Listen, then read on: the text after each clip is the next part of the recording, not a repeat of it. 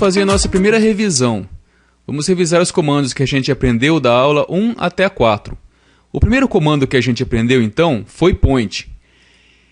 Então, a gente escreve point, abre parêntese, coloca um valor aqui para a posição x e um valor para a posição y.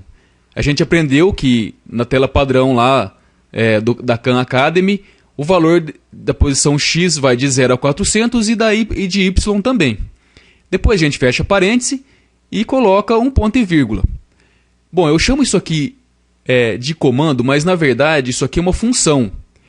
E aqui, em vez de ser parâmetro, são os argumentos da função. Mas isso aí a gente vai aprender mais para frente, quando a gente for até a aula sobre funções. O segundo comando aqui, que a gente aprendeu, é line. Line é muito parecido com point. Point desenha um ponto na tela. Line desenha uma linha. Então a gente escreve line, posição de início nas coordenadas x, y, e a posição final, onde termina a linha. Outro comando que a gente aprendeu aqui foi stroke weight. Stroke weight define a espessura do traço. Então a gente escreve stroke weight, abre parêntese, e define a espessura, que vai de 0 até o valor que você quiser para a espessura. E depois fecha parêntese e ponto e vírgula. Depois nós temos stroke. Stroke define a cor do traço. Então ele recebe o parâmetro de 0 até 255 para vermelho, para verde e para azul. Esse quarto parâmetro você pode usar ou não. O quarto parâmetro ele se refere à transparência do traço. Então, quanto menor o valor, maior a transparência.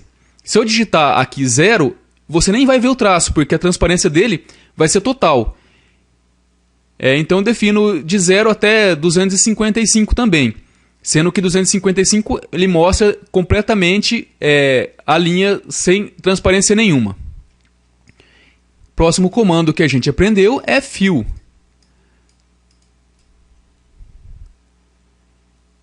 Ele funciona da mesma forma que stroke, só que ele aqui você define as cores para preenchimento. Depois temos background, que funciona também da mesma forma.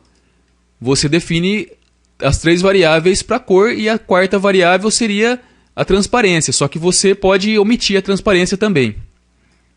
O outro comando foi ellipse.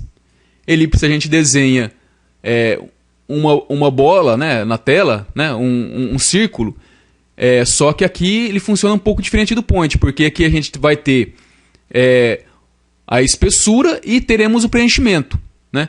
Então, a gente define aqui primeiro a posição de x, de 0 a 400, a posição de y, a largura e a altura da nossa elipse. Aí a gente fecha parêntese, ponto e vírgula. Depois temos rect, que funciona muito próximo de elipse também, só que ele desenha um retângulo ou um quadrado. A gente coloca a posição de x e y, largura e altura. Temos depois no stroke. No stroke é sem traço, então a gente vai fazer um desenho que vai ter somente preenchimento, não vai ter traço. Random. Random a gente escreve random, que vai definir um valor aleatório. A gente coloca o valor mínimo aleatório e o valor máximo. Por exemplo, se eu colocar 0 e 400 aqui, ele vai pegar um número aleatório aqui que vai de 0 até 400. Width, que é a palavra largura em inglês, então é a largura máxima da tela. E height, que é a altura máxima da tela. O próximo comando ou função que a gente tem é draw. Vocês lembram para que serve? Draw serve para animar a cena, então para a gente fazer uma animação. Então eu escrevo aqui draw, coloco o sinal de igual, escrevo function, abre e fecha parênteses, depois abre a chave, coloca tudo que vai ser animado aqui dentro das chaves, fecha e coloca o ponto e vírgula. Isso aqui funciona para a linguagem JavaScript. Já para a linguagem Processing, a gente vai fazer um pouquinho diferente. Todos aqueles comandos que a gente aprendeu ali, que a gente revisou agora ali para trás, a gente vai usar exatamente da mesma forma da linguagem Processing, mas exceto Draw. Draw a gente escreve void, depois Draw, abre e fecha parênteses, e depois abre a chave, coloca tudo lá dentro, fecha e põe um ponto e vírgula. Essa é a diferença, então.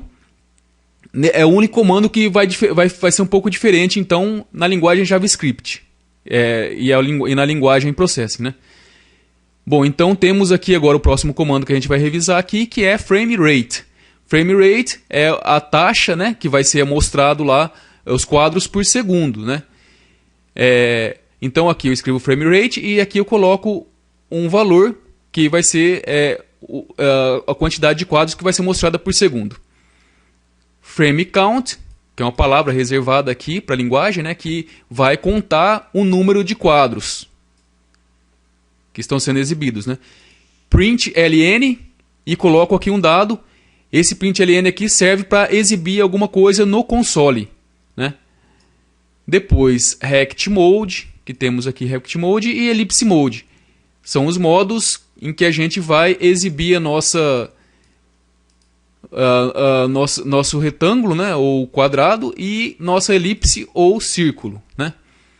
Então, quais são os modos? Center, que é centralizado. Corner, que começa de cima, né, lá no canto superior esquerdo. E corners, que pega o canto superior esquerdo e o canto inferior direito. E radius, que funciona como center, só que ao invés de pegar lá o diâmetro, o valor do diâmetro, ele pega o valor do raio, né? Então agora, tendo revisado todos os comandos que a gente aprendeu da aula 1 até a 4, eu quero mostrar uma última coisa aqui para a gente finalizar essa aula. Quando a gente vai fazer um programa, ou então quando a gente vai visualizar o programa de outra pessoa, aqui embaixo sempre aparece uma aba escrita documentação. A documentação mostra todos os comandos existentes aqui na linguagem JavaScript e Processing JS. Então você vê aqui, cada um dos comandos, você clicando em cada um deles, você tem uma breve descrição do que se trata. Por exemplo, line. Line aqui ele mostra, olha só, como que você utiliza esse comando.